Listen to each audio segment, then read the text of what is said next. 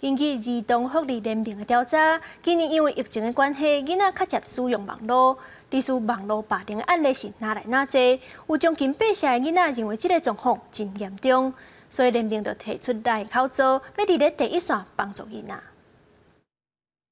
100插图画出互人霸凌的痛。根据儿童福利联盟的统计，今年国中、高中的囡仔使用网络的时间一礼拜超过40点钟，比起去年的27.2点钟是加真济。地属网络霸凌的状况嘛增加，有78.8%的囡仔认为这个情形是真严重。大概5个孩子里面就有1个孩子曾经遭遇过网络霸凌的这样的事件。我们会发现说，孩子经历了网络霸凌，现实的落差就是8成的孩子以为他自己在遭遇网络霸凌的时候是会求助师长，但是其实呢，大概实际发生以后，只有大概2成的孩子会去求助师长。以往其实，在师培的过程，他们其实并没有擅长于处理孩子之间的纠纷或者是辅导的这个技巧。联盟认为，教育部应该要提悬教育现场第一线的老师，面对囡仔之间发生纠纷事件的处理能力。联盟方面即马推出，我想要听你讲，来口做，希望会使伫第一线协助囡仔。因为孩子其实也需要厘清他到底遭遇了什么，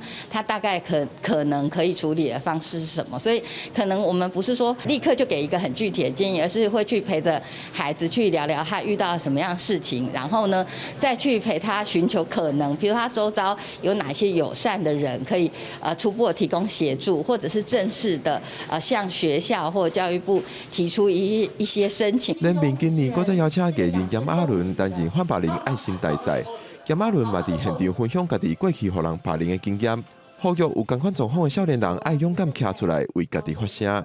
记者郭宝根、杨水台北报道。